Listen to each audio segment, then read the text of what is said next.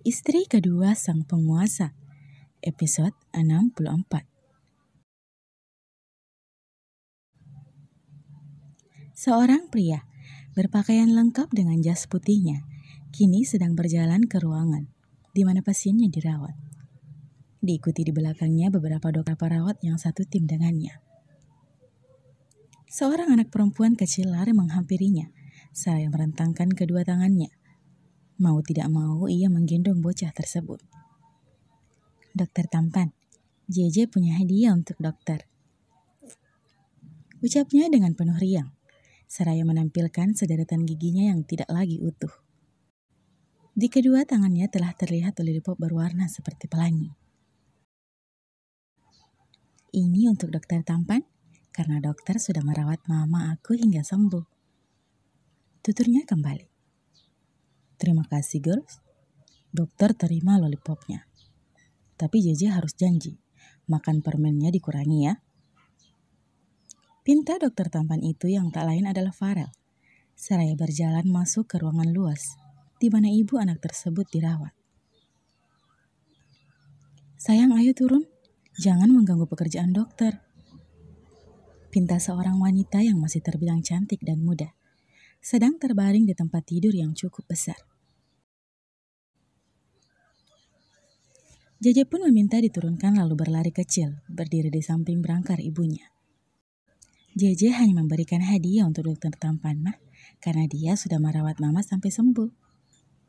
Celoteh anak itu dengan mata yang berbinar-binar, karena telah membuat suatu kebaikan, yaitu memberi sebagai ucapan terima kasih. Anak pintar. Anak itu menutup mata, menikmati sentuhan lembut di kepalanya dari sang mama. Sedangkan neneknya yang duduk tak jauh dari situ hanya tersenyum.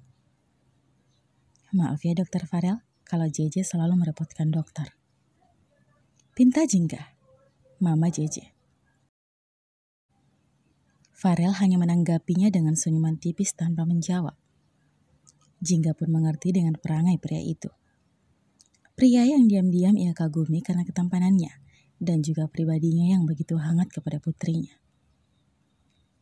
Jingga sendiri adalah seorang dokter di rumah sakit tersebut, dengan status saat ini adalah janda. Suaminya meninggal waktu JJ masih berusia 1 tahun karena kecelakaan. Dan sekarang wanita itu dirawat di rumah sakit setelah menjalani operasi di bagian jantungnya dan merupakan pasien VIP di rumah sakit tersebut. Usai memaparkan bagaimana kondisi Jingga yang sudah semakin membaik, Farel dan lainnya pun pamit untuk memeriksa pasien lainnya. Para perawat dan juga dokter lainnya kerap kali bergosip tentang dokter tampan itu dan juga dokter Jingga. Pasalnya, Farel terlihat begitu dekat dengan JJ, membuat spekulasi itu tambah memanas. Sedangkan Farel sendiri bukannya tidak tahu, namun ia hanya mengabaikannya, karena menurutnya itu bukanlah sesuatu yang penting. Farel merebahkan punggungnya di kursi kerja miliknya usai melakukan kegiatan pagi. Mengecek semua dokumen yang ada di mejanya sebelum kemudian membuka ponselnya. Kepalanya menggeleng saat menatap layar ponsel pintar itu. Ya Tuhan, dia benar-benar wanita yang hiperaktif. Apa dia tidak lelah ya? Ucap pelan Farel saat netranya melihat wanita yang berada dalam pengawasannya. Masih saja berusaha mencari jalan keluar untuk meninggalkan tempat itu. Namun tak lama serangnya tipis muncul di bibirnya. "Keluar saja kalau kamu mampu. Kamu bersembunyi sampai di lubang semut pun, aku akan menemukanmu." Kemarin Feby sempat berbuah ulah. Dia menelpon orang suruhannya dulu untuk kembali mencelakakan Aurora. Namun sayang, lagi-lagi rencana itu adalah rencana gagal sebelum terlaksana. Feby tidak tahu jika saat ini ponselnya disadap oleh Farel, sehingga dia bebas melakukan apa yang dia inginkan tanpa merasa curiga sedikit pun. "Dasar wanita bodoh," sarkas Farel lalu mematikan ponselnya. Sedangkan di sana, wanita itu mendapatkan kejutan lagi dari Al. Ucapnya marah karena baru saja ia melihat berita di media sosialnya tentang peresmian butik Aurora. Dan di video yang diberitakan, Al dan Aurora terlihat begitu romantis. Dan itu membakar jiwa cemburu Feby. Feby menekan tombol hijau di layar ponselnya, melakukan panggilan. Kenapa tidak ada satupun nomor yang bisa dihubungi? Feby melemparkan ponsel itu ke kasur, lalu ikut melemparkan tubuhnya, mengambil bantal dan memukul-mukul bantal tersebut. Wanita itu selalu saja beruntung. Feby beranggapan bahwa seseorang yang dia suruh itu bekerja tidak becus. Padahal, memang rencana itu sama sekali tidak terlaksana. Karena Black telah memberikan sejumlah uang untuk para pria tersebut menggagalkan rencana Feby. Cukup mudah bagi Black. Sayang, panggil Al dari dalam ruang ganti. Iya sayang. Aurora bergegas menuju ke ruangan tersebut. Melihat apa yang terjadi sampai bayi gedenya itu berteriak begitu kencang. Ada apa? Kenapa berteriak? Tanya Aurora berjalan semakin mendekat. Sayang, belikan dasi untukku. Ucapnya santai seraya tersenyum tanpa dosa. Hah? Aurora sejenak berdiam diri mencoba mencerna situasi. Aku pikir sesuatu yang gawat. Aurora berdecak dalam hati. Sayang, kenapa diam? Ayo pilihkan dasi untukku. Ulang Al sembari merengek. Iya. Memang Dedi mau kemana sih? Tanya Aurora tanpa melihat Al. Matanya sibuk menelisik satu persatu dasi yang terlipat di depannya. Lalu menatap ke meja yang melekat di tubuh kekar suaminya. Mencocokkan warna. Aku ada pertemuan dengan para pemegang saham, sayang. Aurora seketika menoleh. Memicingkan matanya di mana hal itu membuat Al terkekeh. Kenapa ekspresi kamu seperti itu? Ucap Al lalu mengatap bibirnya ke dalam. Iya, kini mau rapat. Bukan mau yang lain-lain kan? Ucap Aurora pelan namun mengandung makna yang tersirat. Al tertawa lebar lalu meraih tubuh mungil itu. Membalikkan dan memeluknya dari belakang. Dagunya ia jatuhkan di pundak Aurora.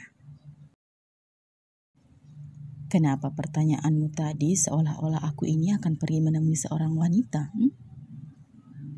Ya siapa tahu. Dedi kepincut lagi dengan wanita genit di luar sana. Awas saja ya kalau sampai itu terjadi. Ancam Aurora menoleh sesaat. Melemparkan tatapan marah kepada lelakinya. Yang justru sedang tertawa dengan riangnya. Enggak sayang, aku sudah kapok dengan kejadian kemarin. Lagian aku mana berani. Cup. Al mencium gemas pipi Aurora berulang kali dengan gemas.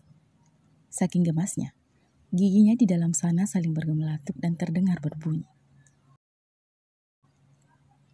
Sayang, aku mau ke butik hari ini ya. Pinta Aurora. Tangannya tengah memasangkan dasi yang telah ia pilih. Dan laki-laki di depannya sama sekali tidak melakukan protes dengan pilihannya. Silahkan sayang, kelola butik itu dengan kemampuanmu. Kedepannya mungkin kamu bisa bekerja sama dengan anak perusahaan kita yang bergerak di bidang entertainment. Al merapikan anak rambut istrinya. Senyum di bibirnya tidak pernah surut jika berhadapan dengan wanitanya itu. Semoga saja ya. Kok aku tiba-tiba jadi gugup ya? Aku takut ngecewain kamu.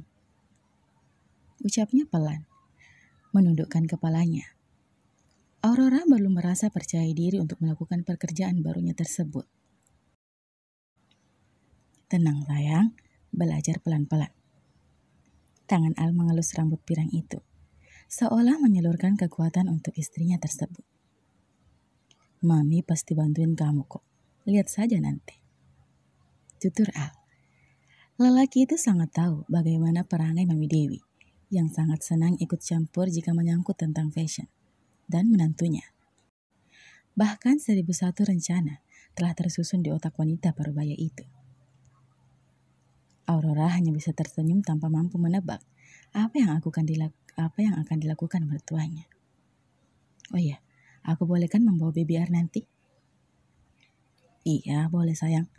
Nanti siang aku jemput kamu dan putra kita. Kita makan siang bersama di resto. Mau kan? Jawabnya singkat diiringi dengan anggukan kepala. Oke siap. Suamiku memang sangat tampan. Aurora mundur 2 langkah, menelisik penampilan suaminya dari rambut hingga ke kaki. Oh, tentu saja sayang. Itu adalah sesuatu yang tidak bisa diganggu-gugat. Tampan, keren, kaya, dan mempesona. Penyakit akut kambuh. Batin Aurora malas.